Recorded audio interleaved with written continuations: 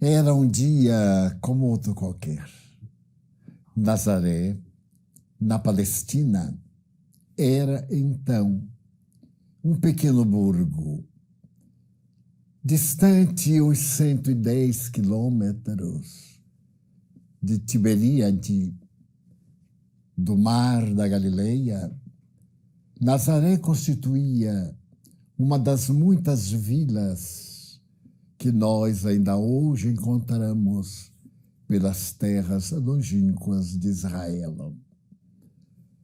Uma família recebe hóspedes, parentes, hóspedes que moravam próximos, porém do outro lado, do lado das montanhas. A residência era de um carpinteiro, Yosef.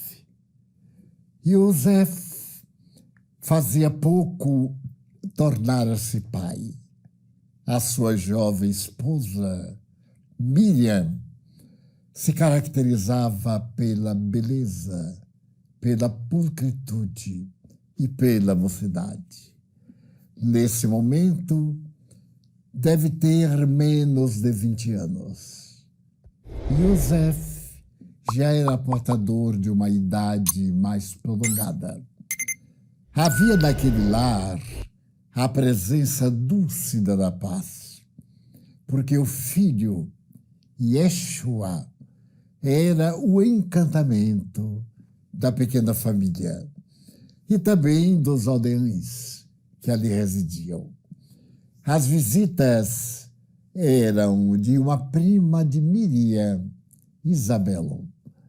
Era prima em primeiro grau e viera visitar a sua parenta trazendo o seu filho.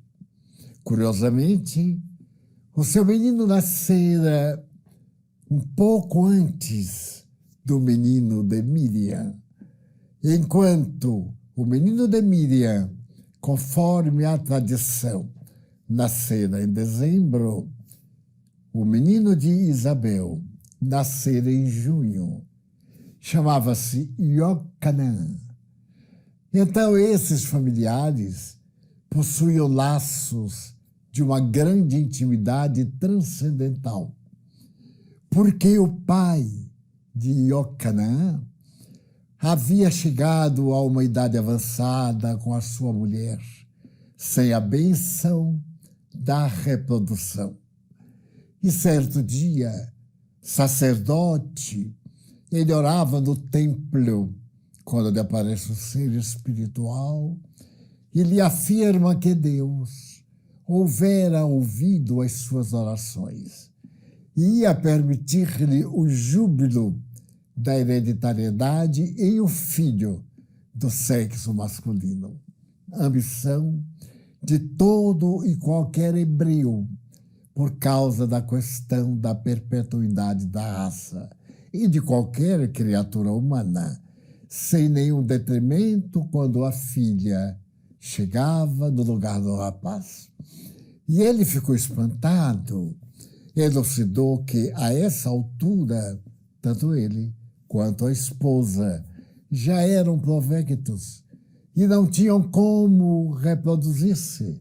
A fecundação era muito difícil e o ser angélico silenciou-lhe os lábios e disse-lhe para que, durante um período, permaneças mudo, sem nada dizer a respeito dos desígnios de Deus. Zacarias, esse homem, foi tomado de algo especial e um esplendor estranho e íntimo veio morar-lhe na casa física. Quando ele saiu daquele recanto de oração e se aproximou da multidão, as pessoas diziam entre si: ele deve ter tido uma visão celestial, porque estava do outro lado da cortina imensa que vedava aos não iniciados a Arca da Aliança e aqueles objetos considerados sagrados pela tradição. Foi dessa forma que Iocanã nasceu com um ministério estranho. Estavam, pois, as duas famílias em uma confraternização de natureza transcendental. Mas, ao cair da tarde, todos reuniram-se para elevar a Jeová o coração transformado numa prece. E essa noite inolvidável, na casa modesta do carpinteiro em Nazaré, assinalava um fato que deveria demonstrar o amor de Deus pela humanidade e, particularmente na era, pelo seu povo, como eram considerados os hebreus, em relação à divindade. E por que se considerava seu povo? Porque era a única nação da terra monoteísta. Acreditavam todos no Deus único, na essência e da misericórdia de Jeová, o Yahvé, como marcadoras do início do universo e da sua finalidade e eternidade. No dia seguinte, entre festas e sorrisos, preparava-se o retorno da família visitante. E mais ou menos ao cair da tarde, às 16 horas, chegou o momento da despedida. Era um instante de imensa ternura. As duas mulheres tinham as mãos cruzadas e bendiziam-se porque se haviam tornado mães. Uma idosa, a outra jovem demais.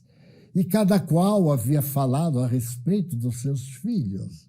Esse encantamento do filho único, as suas proezas, as suas conquistas, a maravilha do despertar da inteligência, a identificação da personalidade, mas, sobretudo, da individualidade. E, de repente, Maria perguntou: e as crianças? Deveriam ter entre 3 e 4 anos. As crianças, elas olharam para a intimidade da sala, o quintal e saíram à rua. Nazaré é uma cidade na montanha.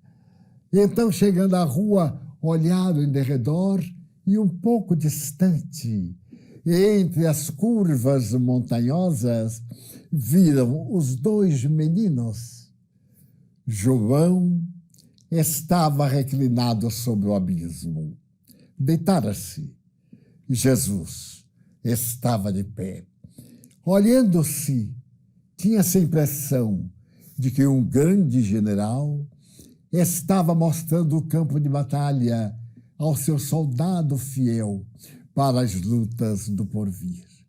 As 2 mulheres assustaram-se e, pé ante pé, acercaram-se das 2 crianças e, de improviso, abraçaram-nas.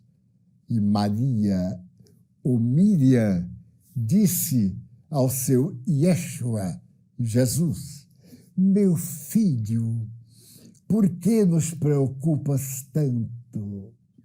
E ele olhou sorrindo para ela e respondeu: estava cuidando dos negócios de meu pai. Mas eu já te disse mais de uma vez que o teu pai é José. Ele não retrucou, sorriu. Um desses sorrisos infantis que parece estar dizendo: eu sei. E calam-se. Naquele momento, João Iocanã levantou-se. As 2 mulheres abraçaram suas joias, acercaram-se da residência e prepararam-se para partir. Isabel era a prima de Maria. João era a prima em 2º grau de Jesus. Quando os 2, mãe e filho, e o marido, vão à rua, olham para trás, com uma ternura infinita. A casa, ali tendo à frente um pequeno jardim de rosas, parecia reacender a felicidade. Então João olha muito sério para Jesus e sorri. Este corresponde. Então Isabel pergunta: não queres vir conosco? E Jesus, muito sério, redargui: não, João irá primeiro. E olha para João profundamente. E João, como se tomasse a postura de um adulto responsável, corresponde a olhar, sorri e parte. Não mais teriam ensejo de vez. Crescem, João parte para o deserto. Vai procurar entre os povos vizinhos notícias a respeito de Deus. Em Massada, o grande monte que vai celebrizar Israel pela maior resistência ao conquistador, entre os anos 68 e 70, Massada, que é uma montanha num grande deserto de Judá, Massada, que se transforma no emblema da resistência, hospeda pessoas dedicadas a Deus. Houvera um dissídio do templo de Jerusalém e alguns sacerdotes afastaram-se para o deserto. Entre esses que vieram para Massada, João também hospedou-se no monastério imenso que estava em cima da rocha desafiadora. Ali viveu, passou a juventude, ali experimentou a luta da castidade, ali começou a venerar o Deus dos exércitos, o Deus dominador, a demonstrar que Israel um dia se libertaria do jugo, fosse qual fosse a nação dominadora. Nesse momento, eram os romanos. Adquiriu resistência e, parecendo ser o Messias, ele desce de Massada, atravessa as bordas do Mar Morto, e adentra-se pelas nascentes do Jordão, que produzem o imenso mar na Galileia. De repente se ouve, de boca em boca, a notícia de voz, uma voz que clama no deserto, fala sobre os dias do Senhor, e com a austeridade de uma vida saudável, totalmente dedicada à busca da luz interior, esse homem, semidespido, tendo a nudez coberta por pele de animal, uma correia forte atada à cintura, as alparcas ou alpercatas próprias dos caminhantes do deserto, a cabeleira desgrenhada, a face assinalada pelo sol ardente que queimava, os olhos como duas estrelas. Ele dizia às multidões: ele virá, se é que já não está conosco. E quando ele vier, o lobo beberá na fonte ao lado do cordeiro. A paz entrará na intimidade dos lares, e as criaturas dar-se-ão as mãos, porque já se houve dado os corações. Esta voz que clama no deserto e que preconiza arrependimento dos males praticados. E oração abala os quadrantes do pequeno país entre o mar, o deserto e o imenso oceano. Fala-se de Iocanã, que canta as grandezas do reino dos céus. E quando lhe perguntam: tu és o Messias? Não. O Messias que já está convosco. é tão grande que eu não sou digno de beijar-lhe os pés nas alpercatas andarilhas. Ele será bom como mel, nobre como a verdade e puro como a espada nua. A sua voz irá de recanto em recanto, falando de fraternidade, de misericórdia e de amor. Ele se imolará em benefício da humanidade de todos os tempos, dos tempos passados, dos tempos de hoje e dos tempos de amanhã. O seu olhar, no momento dessas exortações, parecia dispersar labaredas, as labaredas de fé. O seu rosto tornava-se nimbado de uma claridade estranha. Eu sou o anunciador, aquele que prepara os caminhos do Senhor. E ele cresce, e quando as multidões o cercam, envolvendo-o na perspectiva de salvar Israel, ele diz: é necessário que ele cresça e eu diminua para poder servir-lhe. Anos se passam e a voz que clama no deserto prossegue, prossegue, prossegue.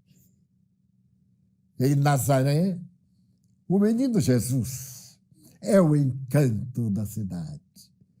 Todos o amam. A cabeleira encaracolada, a barba nascendo. Não se cortava a barba. Era uma característica nazarena. Nem tampouco os cabelos. Eram partidos ao meio e caíam em madeixas sobre os ombros. E a beleza que esplende na face do filho de Maria e de José, que houvera morrido faz pouco tempo, comove. Ele exercia a carpintaria. A casa era hexagonal, feita em grande parte da lava dos vulcões e de outras pedras. Na frente era o lugar do trabalho, no fundo, a residência. Uma residência modesta. Segundo os melhores historiadores, era a sala de refeições, de recepção, 2 quartos e nada mais. O quintal imenso. Mas a carpintaria na frente atraía uma clientela desde o tempo do patriarca. E o menino cresce. E certo dia, um sábado, a figura parecia estar totalmente moldada pelo grande oleiro, o Pai Celestial. Ele adentra-se na sinagoga com os demais filhos de José, porque da sua viuvez ele trazia para o matrimônio com Maria alguns filhos masculinos e femininos. E no instante em que se devia proceder ao estudo do pergaminho sorteado para aquele dia, exatamente ele se aproxima da grande tribuna e, tomando de um pergaminho, ele o desenrola e começa a ler a profecia. A palavra é alcadorada. No silêncio sepulcral que se faz na pequena sala, a cidade inteira não tinha talvez 250 pessoas. Alguém se levanta, o semblante está contorcido, a voz roufanha, e grita: Jesus de Nazaré, eu sei quem tu és.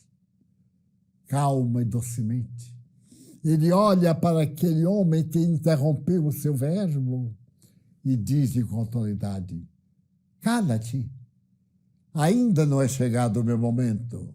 O homem senta-se, e a interferência do espírito do mal, que o desejou embaraçar, projetá-lo antes da hora para ter interrompida a sua missão, é rebatida pela autoridade do Filho de Deus.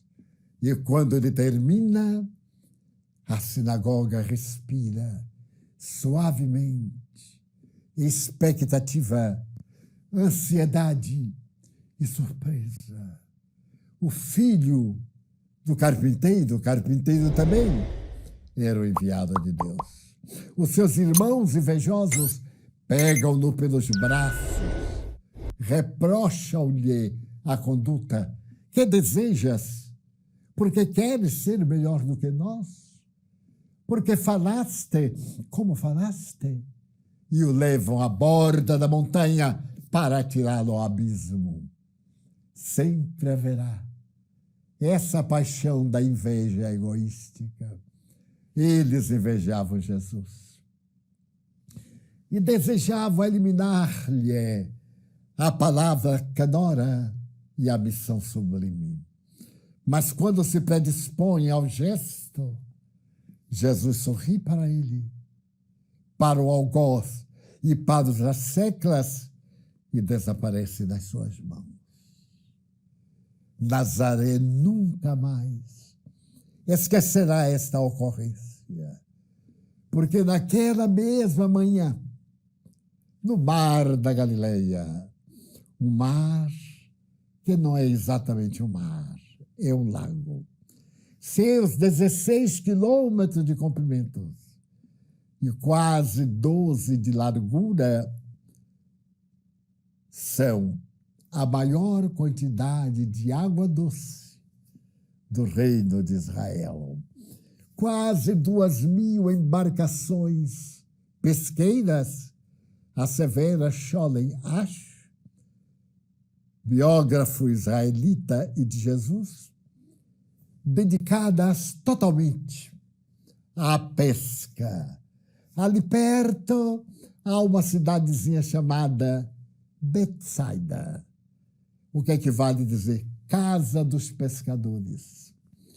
Um pouco mais para frente, Magdala. Um pouco mais para frente, Tiberíades. E um pouco mais, Cafarnaum. Em Cafarnaum, o comércio de peixes é muito grande. Há verdadeiros grupos que se unem para a pesca. Entre aqueles que comandavam outros, havia o homem maduro dos 40 anos, chamado Simão Bar Jonas. Simão, filho de Jonas. Seu pai foi pescador. Seu avô foi pescador. Os ancestrais todos foram pescadores. E ele era um denodado e conhecido pescador. Próximo da sua casa havia a residência de Zebedeu. Zebedeu e a doce Salomé. Eles eram pais. 2 filhos homens. Um deles muito jovem. Chamava-se João. O outro menos jovem. Eram muito amigos de Simão, Bar, Jonas e do seu irmão André. Então todo mundo ali era todo mundo. E de repente, nessa praia ensolarada, aparece uma figura estranha que ninguém nunca tinha visto. Era Jesus, que se trasladara desde Nazaré, naquele momento fatal, e aparecera na praia ridente, onde ele faria mais ou menos seu quartel-general.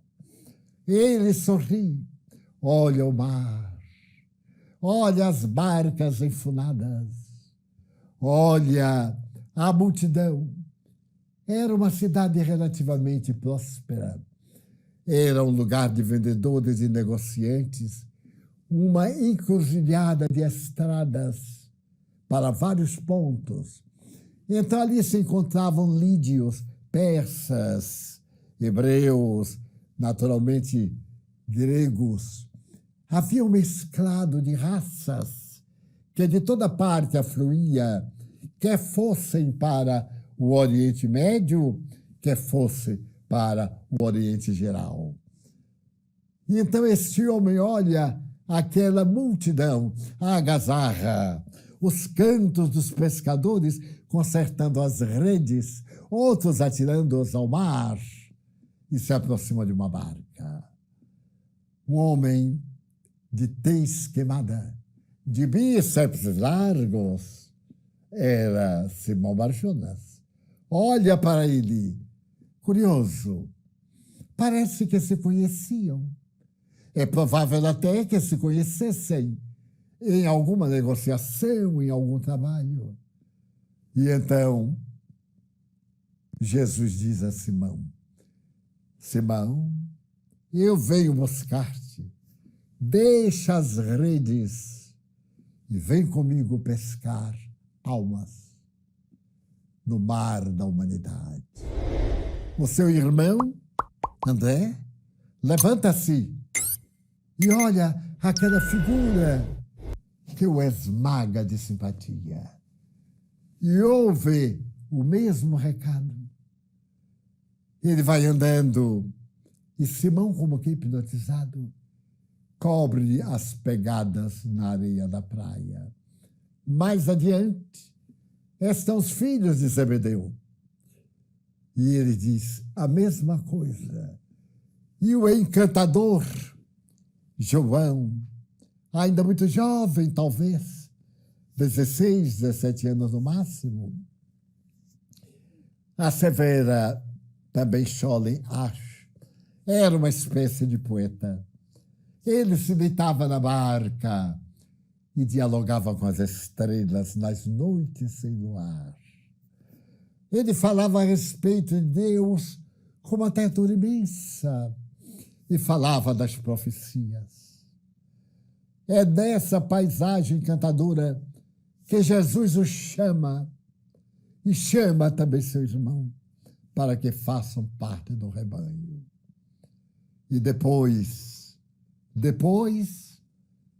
a voz que clama no deserto estava atendendo ao seu ministério e batizando, simbolicamente lavando as pessoas das suas culpas, para que o homem velho, pecador, vulgar, pudesse nascer de novo. E então, olha, e na ribanceira do rio Jordão, ele vê descer um homem, acompanhado de outros homens, e vem na sua direção. Ele estremece. Ele era rude no sentido da convivência social. E o homem chega até ele e coloca-se na postura do batismo. Ele olha e pergunta: que queres? Que me batizes. Os dois primos se reencontram, mas são dois estranhos. São duas missões que se fundirão numa única. Então, João diz: não, tu é que me deves batizar.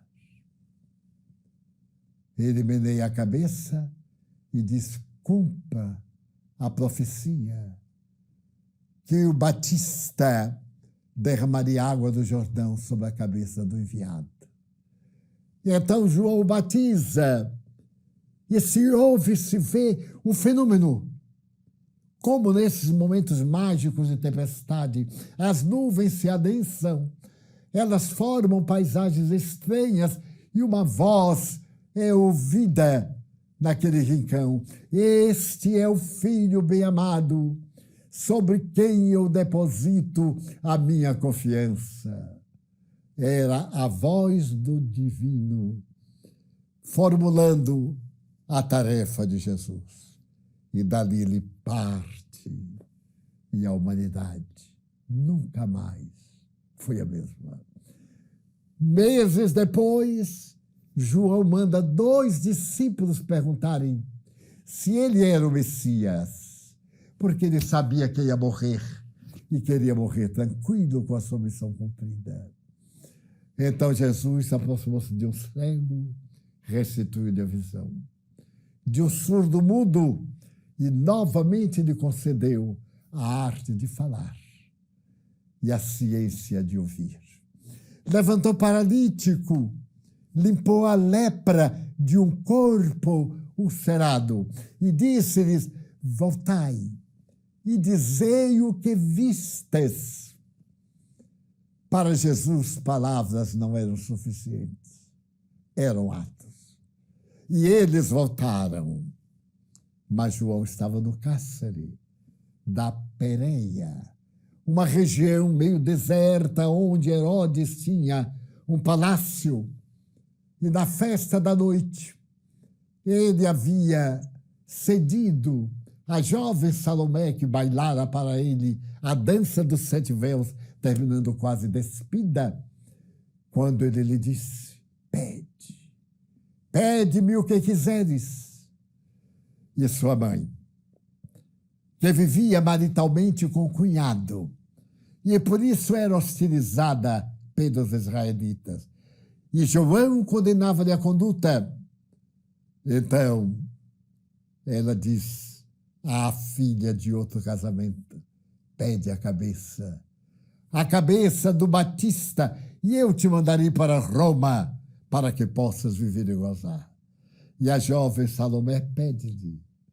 Então, naquela noite de trevas, no cárcere, João ora lá fora nas muralhas. Os 2 discípulos gritam: Iócanan, Iócanan, ele é o enviado de Deus. Os cegos veem, os surdos ouvem, os paralíticos andam, os leprosos limpam-se. Ele é o enviado de Deus, mas o vento toma de suas vozes e canalizam pelo lado do palácio a fortaleza de pedra em que o condutor do povo se escondia covardemente. E então o algoz entra na cela. Olha aquele homem de barbas longas, aquele semblante duro. Ele se ajoelha. O alfange brilha no ar. A cabeça tomba fora do corpo. Ele a coloca numa bandeja de prata.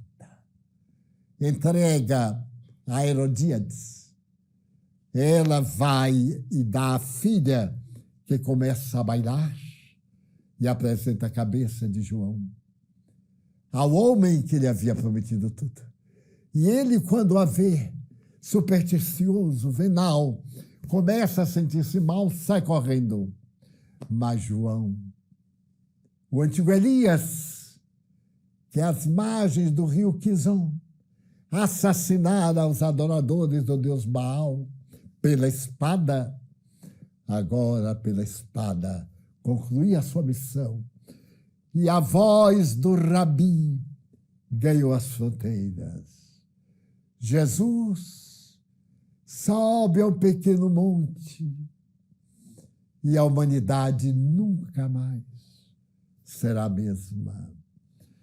Ele é tão extraordinário que o Senado norte-americano, fazendo uma análise da sua personalidade atual, aos 30 anos, estabeleceu que o homem mais biografado do planeta havia sido Napoleão Bonaparte. A seu respeito, foram, até então, escritas 250 mil biografias. Mas Jesus ultrapassa-os e mais de 500 mil biografias. A respeito desse homem que, segundo Ernesto Renan, dividiu a história da humanidade. Um antes e um depois. Deste homem que elevou a criatura humana aos páramos do reino dos céus.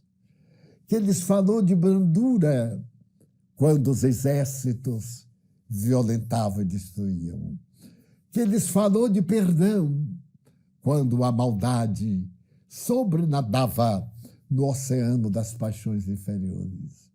Que viveu o sentido de amor com os inimigos, chegando a perdoá-los, aos fariseus ignóbeis, aos saduceus ateus, aos adoradores de ídolos, aos romanos gentios e aos filhos eleitos de Israel. A figura de Jesus paira, soberana e transcendental, desde aqueles já 2000 anos longevos, e nos comove até hoje, nesta tremenda pandemia, é o nome mais evocado. Se examinarmos a internet, as redes sociais, através da internet, ficaremos comovidos de ver as palavras tradicionais, preces, orações, súplicas a Jesus, a Deus. Pode-se dizer que estes 2 anos, e talvez mais alguns, são da pandemia, mas são também da renovação da fé. Não vos deixarei órfãos. E agora, quando todos pensávamos que nos encontrávamos a sós, veio o Espiritismo trazendo de volta.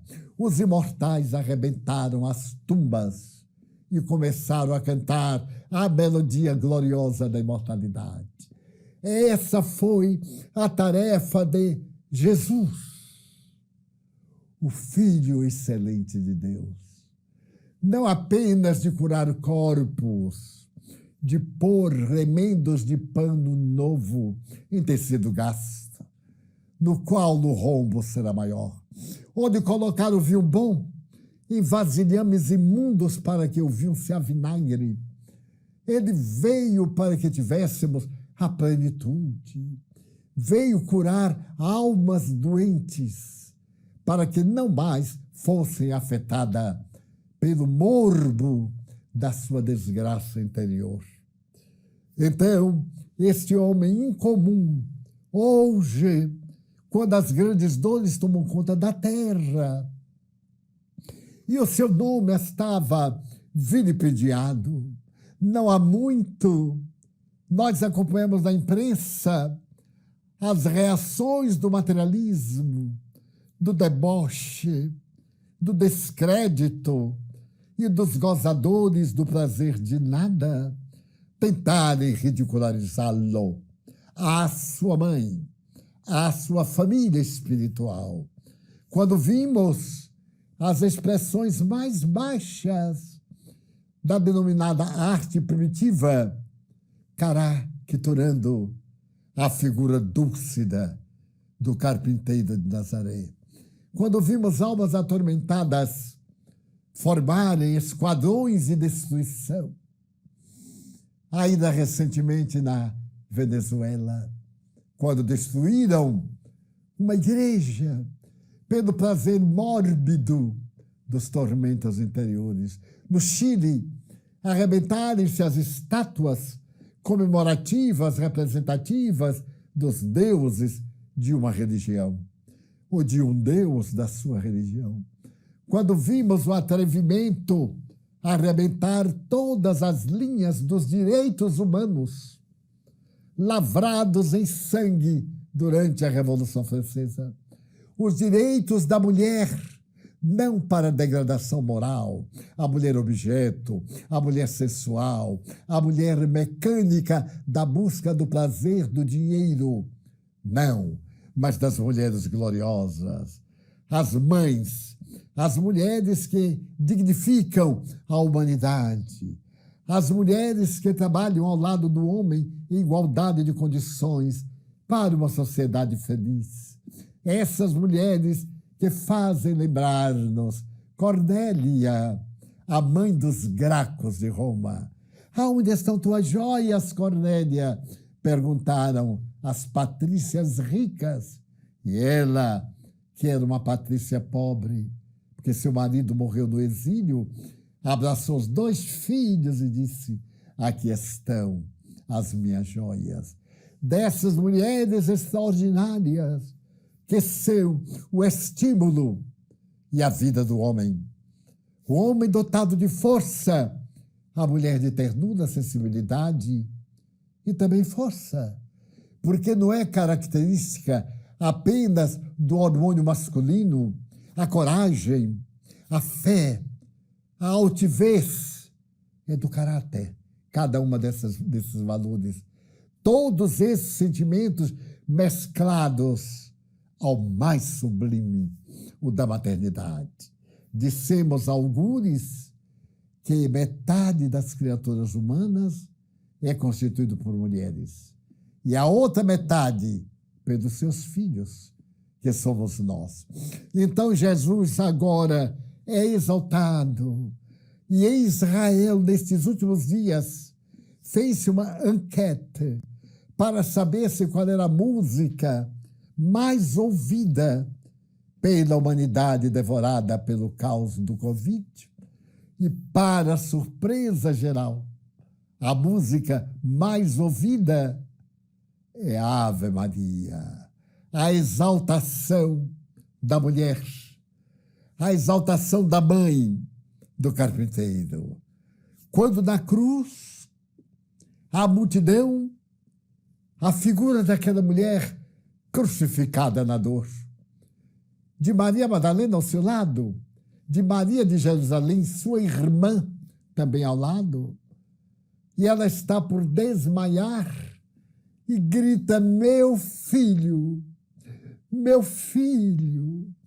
que te fizeram os homens? Que coragem! Entre inimigos no Gólgota, o Monte da Caveira, ela grita, pergunta-lhe, e ele, com a cabeça reclinada, o odor da morte já paralisando as palpitações cardíacas, ergue essa cabeça dorida e diz com a voz cansada: mulher, olha para ela, eis aí teu filho.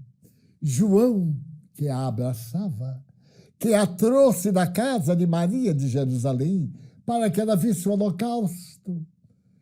E ante a surpresa do rapaz, ele diz, olhando nos seus olhos: filho, eis aí tua mãe.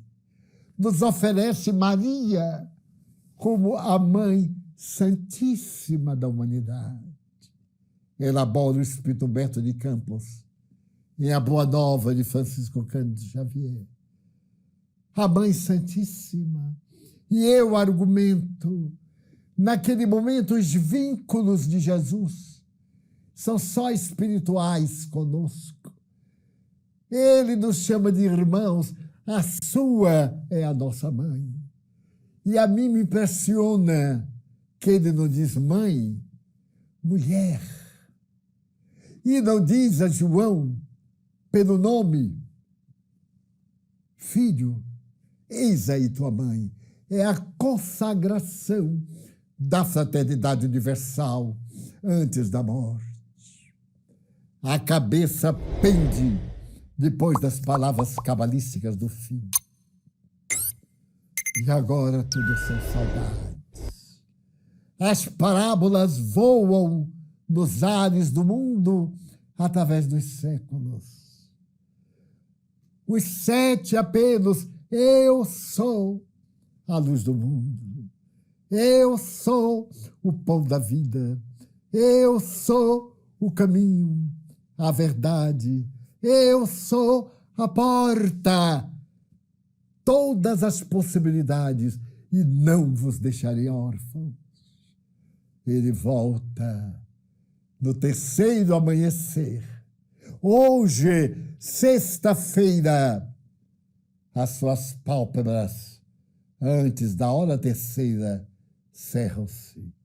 Mas na madrugada de domingo, ao sol radioso, entre as rosas de José de Arimateia, naquele monte que parece uma caveira, antes fora dos muros da cidade, as mulheres vão com Pedro e João e o sepulcro está aberto. A mó dos moinhos que veda a entrada. A sepultura era de duas faces. a primeira saleta e a segunda saleta, onde ficava de pé ou deitado aquele que estava sendo inumado. A pedra está revolvida, os panos estão lá embaixo, aquele lenço que prende o queixo à cabeça, o chamado manto sagrado de Turim. Verdade ou não, discute-se há mais de 10 mil anos a respeito da sua autenticidade, há mais de 2 mil anos a respeito da sua autenticidade. Então, é muito curioso, e ela sai, e fica apenas Maria chorando. Roubaram o cadáver. Herodes Antipas mandaram os soldados tirá-lo do túmulo, porque ele havia prometido voltar. Mas os soldados não viram nada. Haviam dormido. E ele ressuscitou. A glória da morte é a ressurreição. Ressuscita e aparece aos seus. Vem, Tomé, toca. Aqui a ferida, toca. E o descrente com a mão trêmula. E ele diz, sou eu. Este é o Jesus. Não é mais o Jesus da cruz. É o Jesus da vida eterna. É o Jesus que faz lembrar a grande figura de Circe, da mitologia grega, que renasce das cinzas. Ele não estará mais plantado na cruz que a nossa ingratidão elaborou. Ele está tentando invadir o nosso coração. Ele está procurando o agasalho nas fibras íntimas da nossa vida. O reino de Deus está dentro de vós. Eu venho em nome daquele que me enviou, para que tenhais vida, e vida em abundância. Então ele volta naquela manhã, e o Espiritismo trazendo-o até nós, trazendo seus mensageiros, este exército de anjos e arcanjos, como assevera o Evangelho segundo o Espiritismo no prefácio, descem sobre a terra e agora, na grande noite dos nossos expurgos, Jesus é o companheiro.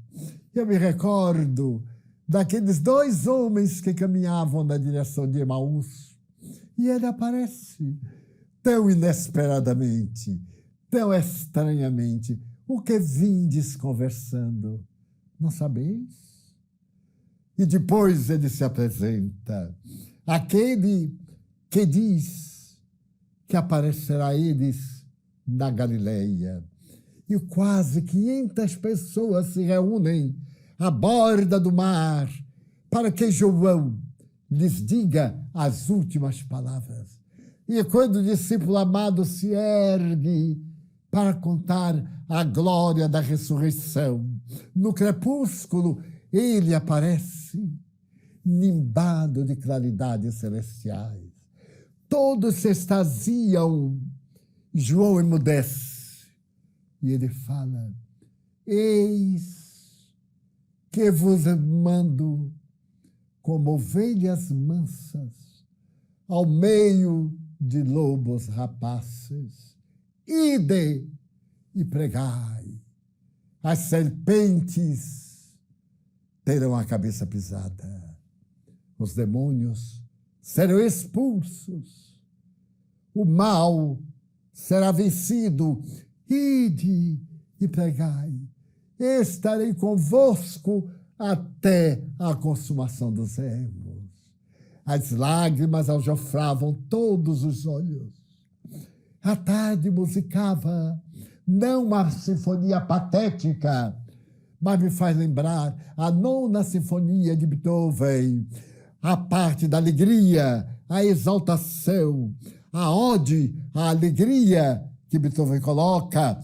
Parece que a natureza transpirava bênçãos e a figura inolvidável deste amor não amado ascendia em direção às nuvens, mãos estendidas, abençoando-os. Hoje, tão longe no tempo, tão perto na emoção, Jesus.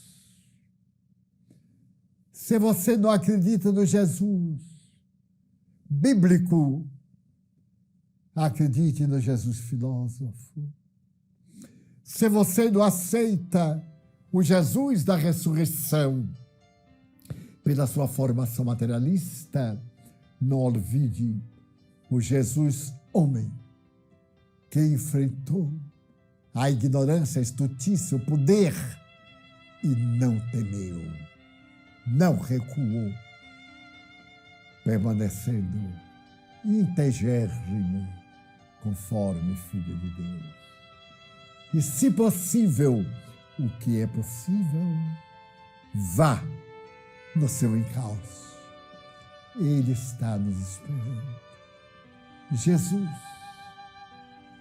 o doce amigo de todos nós, nas tuas mãos, abençoadas, nós entregamos as nossas vidas e cantamos como os mártires de Roma, Ave Cristo, aqueles que temos a honra de amar-te e servir-te, te saudamos e homenageamos.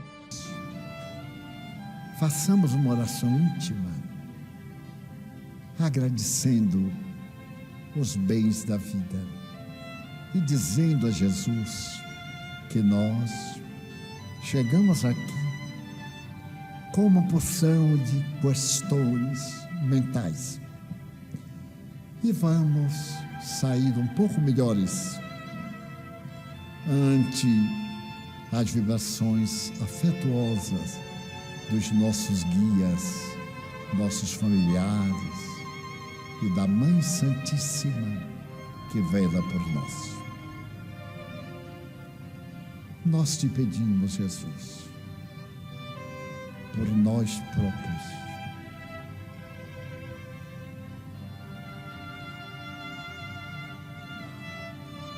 por aqueles a quem amamos, por todos quanto nos amam. Nós te pedimos pelos nossos adversários que nos desejam mal, que sejam felizes e nos deixem em paz.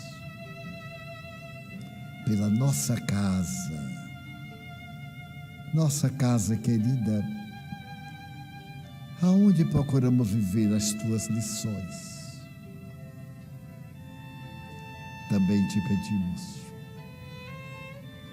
em favor dos espíritos maus que se comprazem nas perseguições ao bem.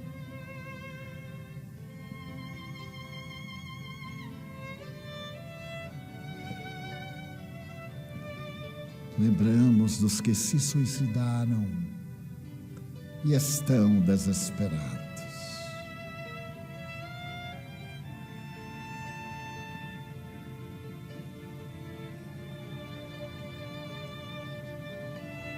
Nós te suplicamos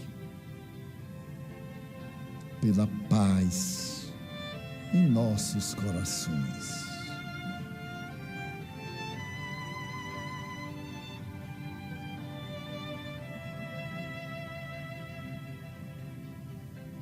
Pela paz em nossa família,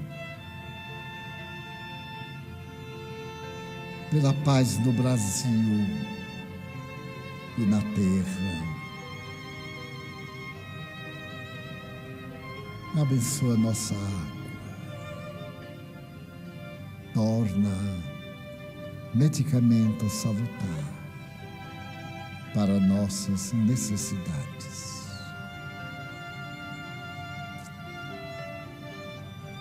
Benditos os dias do Senhor. Agradecemos-te tudo esta noite, suplicando-te que nos acompanhes de volta à família. Em teu nome, recordando a paternidade divina e a Mãe Santíssima, pelos Espíritos bons que nos vêm socorrer, encerramos a nossa reunião com votos de muita paz.